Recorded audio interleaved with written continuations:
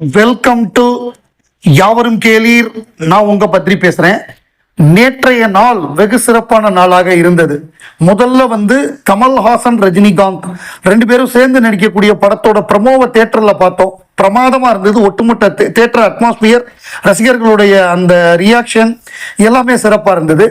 ரெண்டாவதாக மதுரையில நடந்த மக்கள் நீதி மையம் மகாத்மா காந்தியுடைய நினைவை போற்றும் வகையில் மறவோம் அப்படின்னு காந்தி மியூசியத்தில் நடத்தின கூட்டம் மாபெரும் வெற்றியா இருந்தது. மூன்றாவதாக நேற்றைக்கு இந்திய கிரிக்கெட் அணி, இந்திய women's cricket team versus Australian cricket team third T20 நடந்தது. அதுல Indian cricket team Harmanpreet Kaur தலைமையிலான இந்திய அணி மாபெரும் வெற்றி பெற்றது. அதுவும் ஆஸ்திரேலியால போய் ஒரு சீரியஸ் ஜெயிக்கிறதுங்கிறது மிக சிறப்பான விஷயம்.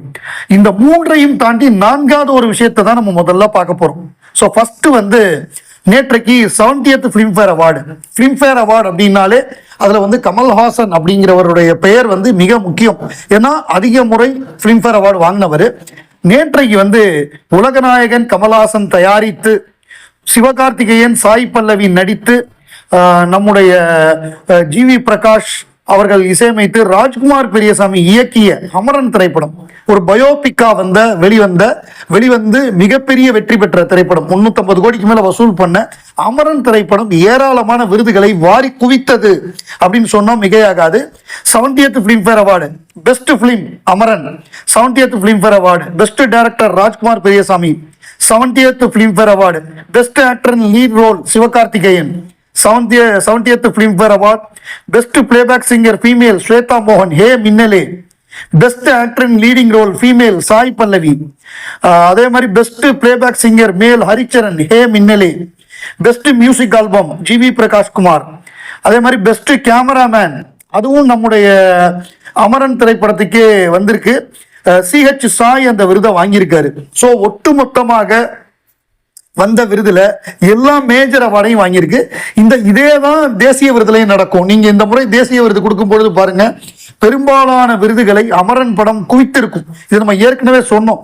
ஏன்னா அந்த மாதிரி ரொம்ப தரமான படம், அதை கரெக்டா அதை இது பண்ணியிருப்பாரு. குவாலிட்டி ஆஃப் த கண்டென்ட்டா இருக்கட்டும், மேக்கிங்ல உள்ள குவாலிட்டியா இருக்கட்டும், பிரமாதமா பண்ணியிருப்பாரு நம்ம ராஜ்குமார் பெரியசாமி. அவருக்கு மிகப்பெரிய ஒரு எதிர்காலம் இருக்கு. அந்த முதல் படம் அவர் தோல்வி படம் அமைஞ்சாலும் அவருக்கு ரெண்டாவது படம் வாய்ப்பு கொடுத்த ராஜ்கமலை தான் நம்ம பாராட்டணும். ராஜ்கமல் குவாலிட்டியான ப்ரொடக்ஷனா இருக்கிறதுக்கு காரணமே நல்ல படங்களை கொடுக்கறதுனால தான். ஸோ இது ரொம்ப ரொம்ப மகிழ்ச்சியான செய்தியாக நேற்று அமைந்தது. இவ்வளவு விருதுகளை குவித்ததுக்கு நமக்கு ரொம்ப ரொம்ப மகிழ்ச்சி. ரெண்டாவதாக கல்கி 2898 AD இது சம்பந்தமா ஒரு அறிவிப்பு வந்திருக்கு. அதாவது பிரபாஸ் கல்கி 2898 AD Part 2 shoot begins with Amitabh Bachchan and Kamal Haasan. Hears what we know அப்படின்னு பிங்க் வில்லால ஒரு தகவல் வந்திருக்கு. அது என்ன வந்திருக்குன்னா, த highly anticipated sequel to the black Bastar sci-fi epic கல்கி 2898 AD has commenced principal photography with the stars Prabhas, Amitabh Bachchan and Kamal Hassan reportedly kicking off first shooting schedule in Hyderabad. Directed by Nag Ashwin and backed by Vaijayanti Movies, the sequel continuing dystopian saga that captivated audiences worldwide marks a major step forward in production after months of speculation about its start date and cast changes. So அதில் caste சேஞ்சஸ்ங்கிறது ஒன்றும் இல்லை. அந்த Sumathi character அதில் நம்ம சாய் பல்லவி நடிக்கிறாங்க. இவங்க தீபிகா படுகோன் நடித்த ரோல்ல. மற்றபடி இது வெகு விரைவில் இதோட படப்பிடிப்பு ஆரம்பம். ஹைதராபாத்ல ஷூட்டிங் ஆரம்பிக்க போகுது. அதுக்கு முந்தைய படப்பிடிப்பு அந்த ஸ்டார்ஸை வச்சு எடுக்கக்கூடிய அந்த போட்டோ ஷூட் எல்லாம் எல்லாமே ரெடி பண்ணி, மேக்கப்புக்கு என்னென்னலாம் பண்ணணும் அது எல்லாமே அவங்க பிளான் பண்ணி, சிஜிக்கு தேவையான ஒர்க் எல்லாமே ரெடி பண்ணி அதுக்கப்புறம் தான் அவங்க படப்பிடிப்புக்கே போறாங்க. இவ்வளவு முன்னேற்பாடு பண்ண வேண்டியிருக்கு. அவ்வளவு முன்னேற்பாடுகளையும் வெகு சிறப்பாக செஞ்சுட்டு இப்ப படப்பிடிப்பு கமல்ஹாசன் அண்ட் அமிதாப் பச்சன் இவங்க நடிக்கக்கூடிய காட்சிகள் தான் படப்பிடிப்பு நடக்க போகுது. ஸோ இந்த முறை கமல்ஹாசன் தான் மேஜர் ரோல் பண்ண போறாரு. அவர் தான் படத்துல நிறைய கால் ஷீட் கொடுத்திருக்காரு. இப்போ ஒரு 30 நாள் கால் ஷீட் கொடுத்திருக்காரு. இதுக்கப்புறமாக திரும்ப அடுத்த கால் ஷீட் வரும். ஸோ மேஜரா இதுல 60 நாள் கிட்ட அவருடைய போர்ஷன் இருக்கு. ஒரு பட்டைய கிளப்ப போறாரு அப்படின்னு அந்த டைரக்டர் சொல்றாரு. இந்த பார்ட் நம்ம கமல் சாருடைய கேரக்டருக்கு தான் முக்கியத்துவமா இருக்கும்.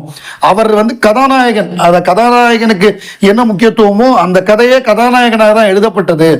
அது வில்லன் கிடையாது, அது ஒரு கதாநாயகன் தான் அப்படிங்கிறத அவர் அந்த ஒரு பேட்டியில் குறிப்பிட்டிருக்காரு. ஸோ பெரிய எதிர்பார்ப்பு இருக்கு, பார்ப்போம். அது வரும்பொழுது, அந்த படப்பிடிப்பு நடக்கும்பொழுது தகவல் வரும். இந்த படம் நிச்சயமாக இதுவும் 1000 கோடியை கிராஸ் பண்ணும். ஏற்கனவே 1000 கோடி கிராஸ் பண்ணியாச்சு, இந்த முறை இது கிராஸ் பண்ணணும்னு எதிர்பார்க்கிறேன். இந்த 1000 கோடின்னு ஒன்று ஒரு தகவல் இப்ப பார்த்தேன். என்னன்னா, இது ஒரு வாரத்துக்கு முன்னாடி வந்த தகவலா இருக்கும்னு நினைக்கிறேன். துரந்தர் வந்து இப்ப 5வது இடத்துல இருக்கு வேர்ல்டு வைடு. நான் சொல்றது வந்து ஹிந்தி படங்கள் வேர்ல்டு வைடு. முதல்ல தங்கல் வந்து 1968 கோடியிலேருந்து 2200 கோடி அந்த ரேஞ்சில் வசூல் பண்ணியிருக்கு. 2200ன்னு வச்சுக்கலாம். பாகுபலி வந்து 1810 கோடி, புஷ்பா 2 வந்து 1800 கோடி, RRR 1400 கோடி, துரந்தர் 1200 கோடி வசூல் பண்ணியிருக்கு. ஸோ இந்த வசூலை பீட் பண்ணணும். நேற்று மாலை காந்தியடிகள் அவருடைய நினைவை போற்றும் வகையில் நடந்த மறவோம் கூட்டம் வந்து வெகு சிறப்பா, ரொம்ப ஒரு கட்டுப்பாடோட, ரொம்ப கண்ணியத்தோட, அவ்வளோ பெரிய கூட்டம். அந்த கூட்டத்தை வந்து ரொம்ப அழகா ஏற்பாடு பண்ணியிருந்தாங்க மக்கள் நீதி மய்யம் கட்சியினர். அவ்வளவு இராணுவ கட்டுப்பாடோடு இருந்தாங்க அப்படின்னு சொன்னா அது மிகையாகாது. ரொம்ப அதுக்கு முன்னாடி வந்து மக்கள் நீதி மய்யம் கட்சியுடைய உறுப்பினர், அவர் மறைந்த உறுப்பினருடைய வீட்டுக்கே சென்று இரங்கல் கேட்டாரு. இரங்கல் கேட்டு அவங்க அந்த வீடியோவும் வெளியிட்டு இருந்தாங்க. அவர் நேர போனது, அவங்களோட பேசினதெல்லாம் அது வந்து ரொம்ப ஒரு நெகிழ்வா இருந்தது. ஒரு கட்சி தலைவர் நேரடியா போறதுங்கிறது வந்து ஒரு நல்ல விஷயம். அவங்களுக்கு வந்து ஆறுதல் சொல்றது அப்படிங்கிறது வந்து ஸோ அதை பண்ணாரு. அதுக்கப்புறம் அந்த கூட்டத்தில் தமிழக முதல்வர், அதே மாதிரி வைகோ, திருமாவளவன், வேல்முருகன், இந்த மாதிரி எல்லா முஸ்லீம் லீக் உடைய தலைவர்கள், இந்த மாதிரி எல்லா தலைவர்களுமே அதில் வந்து கலந்துக்கிட்டாங்க. காங்கிரஸ் உடைய செல்வ பெருந்தகை, எல்லா தலைவருமே கலந்துக்கிட்டாங்க. அவங்க எல்லோருமே வெகு சிறப்பாக மகாத்மா காந்தியை பற்றியும் தலைவர் கமலஹாசன் அவர்களையும் பாராட்டி பேசினார். தமிழக முதல்வர் பேசும்பொழுது, அதாவது மீடியா முன்னாடி புலம்பிட்டு இருந்தவங்களை பார்லிமெண்ட்லேயே புலம்ப வைத்தவர் கமல் அப்படின்னு சொல்லி அவரை பாராட்டினார். வேல்முருகன் வெகு சிறப்பாக கமலஹாசன் அவர்களை பாராட்டினார். திருமாவளவனா இருக்கட்டும், கம்யூனிஸ்ட் தலைவர்களாக இருக்கட்டும், செல்வ பெருந்தகையா இருக்கட்டும், எல்லோருமே பாராட்டினார்கள். தலைவர் கமலஹாசன் பேசும்பொழுது அவர் வந்து காந்தியடிகளுடைய புத்தகத்துக்கு அவருடைய பேரன் ஒரு புத்தகம் எழுதும்போது அதுக்கு நீங்க தான் முன்னுரை எழுதணும் அப்படின்னு அவருடைய பேரனே சொல்லி கமலஹாசனே அந்த முன்னுரை எழுதியிருக்காரு. வி கில் காந்தி அப்படிங்கிற புத்தகம், அது சர்காஸ்டிக்கான டைட்டில். அப்படி அந்த மாதிரி ஒரு புத்தகத்துக்கு எழுதியிருக்காரு. அதாவது காந்தியை பற்றி தொடர்ந்து கமலஹாசன் வந்து ஒரு முறை ஆனந்த விடனில் நீங்க யாரை விருந்துக்கு கூப்பிடுவீங்கன்னு கேட்டிருந்தாங்க. அதாவது விருந்துக்கு யாரை வேணா கூப்பிடலாம், அவரை பத்தி நம்ம சொல்லலாம். இப்ப கேட்கறாங்கல்ல, யாராவது 3 கிரிக்கெட்டரை வந்து விருந்துக்கு கூப்பிடணும்னா நீங்க யாரை கூப்பிடுவீங்கன்னு கேட்கறாங்க.